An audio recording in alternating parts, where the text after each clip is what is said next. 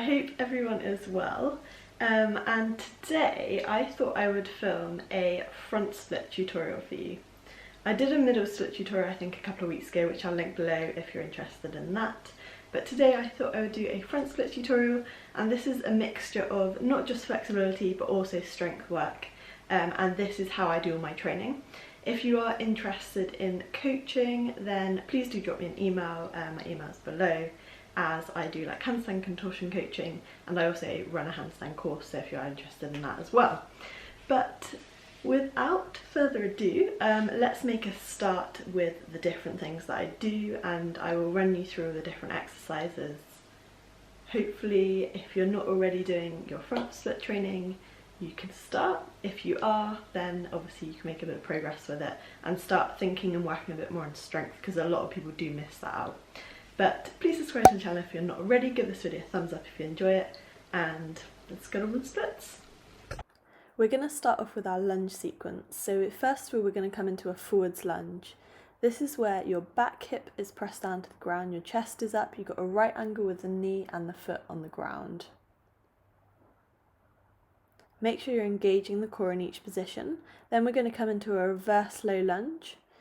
You're flexing the front foot, the front leg is straight, your chest is flat down to the front leg, you should feel a stretch behind the hamstring. Then we're going to go back into a forwards lunge. We're coming back into a forwards lunge, this time back leg is raised off the ground. Back leg should be straight, and you should use that extra space to leverage pushing the hip a little bit further down.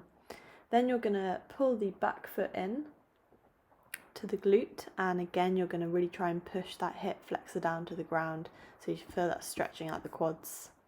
Next you're going to come into a reverse high lunge, straightening both legs, chest is coming down towards the front leg, you should feel a stretch behind the hamstrings. You want to make sure you're holding each stretch for about 15 to 30 seconds. Then we're going to change sides, so starting in that first position and into the first lunge position. Right angle with the knee and the foot on the ground. Back hip is pressed down to the ground, you should feel a stretch in that back hip flexor and the quad. Then coming into a reverse low lunge, straightening the front leg, flexing the front foot.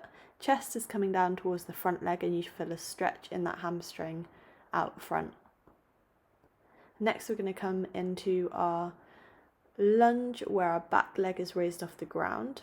Again, use that extra leverage and that space on where the leg is raised, and pull the back foot into the glute, keeping the chest up, pressing the back hip flexor down to the ground.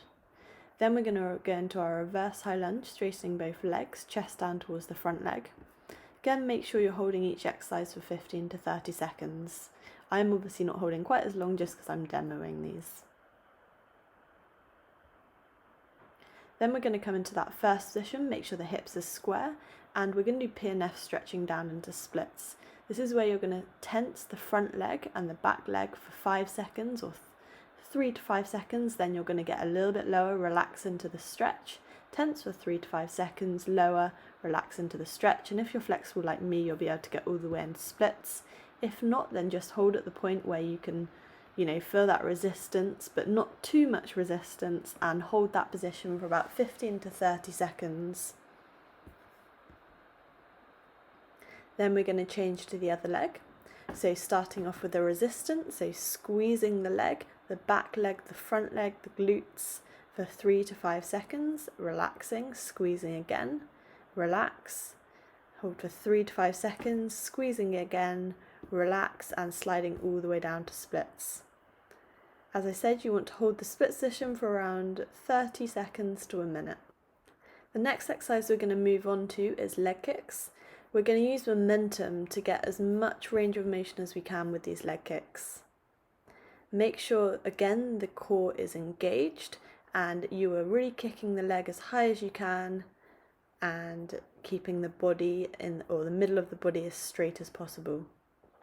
We're going to do 10 on each side, and I suggest you doing about 2 to 3 sets on each side.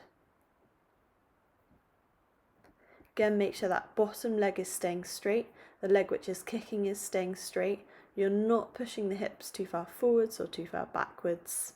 Now we're going to move on to static leg lifts.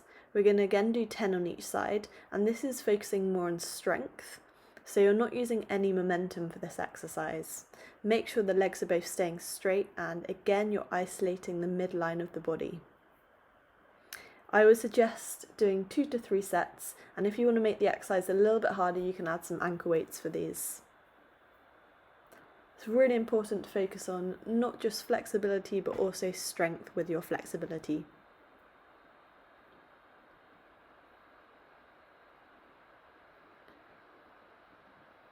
And next we're going to move on to P&F stretch on your back. This is where you're lifting up one leg, both hips are staying pressed down to the ground, and you're going to start to resist into that leg which is lifted into your hand. You're going to resist for 3 to 5 seconds, then you're going to pull the leg a little bit further back. You're going to resist again, 3 to 5 seconds, try and keep both legs straight, the hips on the ground, and then you're going to relax, pull the leg further back.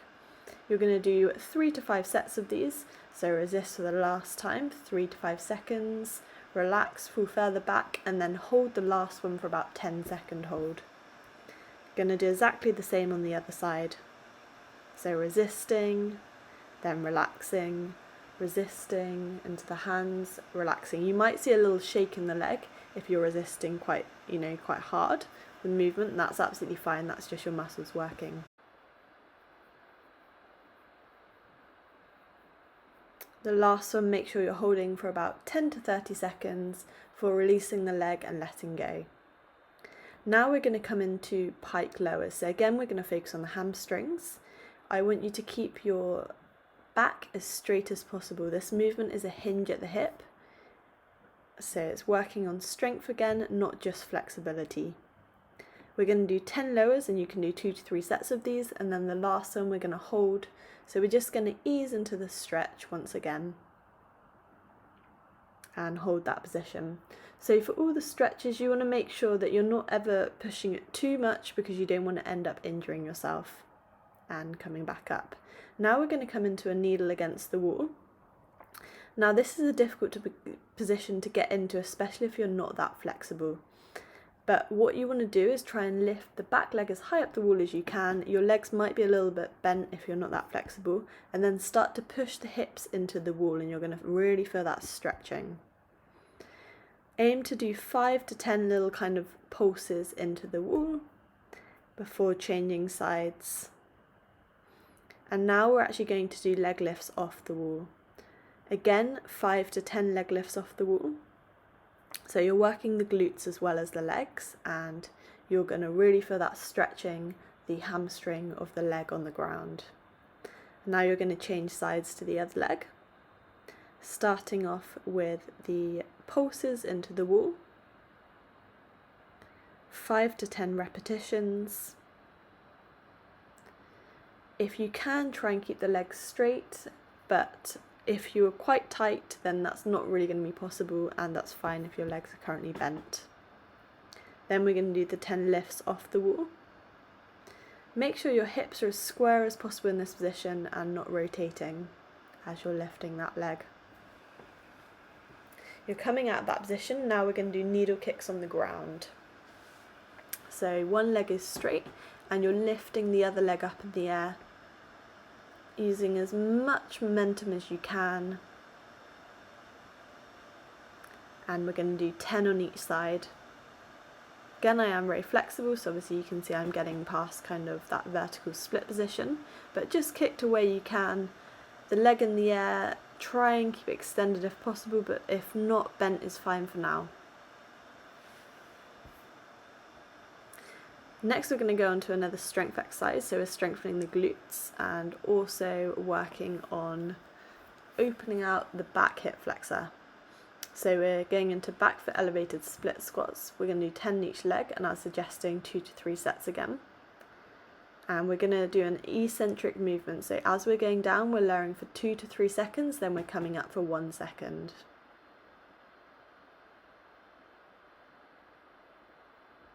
Then changing to the other side. Again, this is a strength exercise for your splits.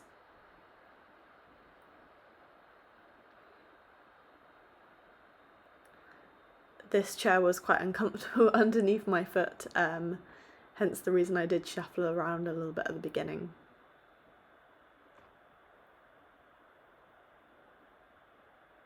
You also get to work a little bit on balance in this position, because sometimes it can be quite difficult on one foot. Now we're going to go back into a split position, so making sure the hips are staying square, and if you can, try and lift the front foot off, or at least squeeze the quad as hard as you can, and I suggest holding the split position for 30 seconds to a minute. You've done all the exercises, so you should feel a little bit warmer, and I normally suggest doing splits or going through them twice when you're learning the splits in a session. Thank you so much for watching this video. I hope you've enjoyed and you've taken some tips and tricks away with your front split training. Please subscribe to my channel if you're not already, give it a thumbs up, and I will see you for my next video.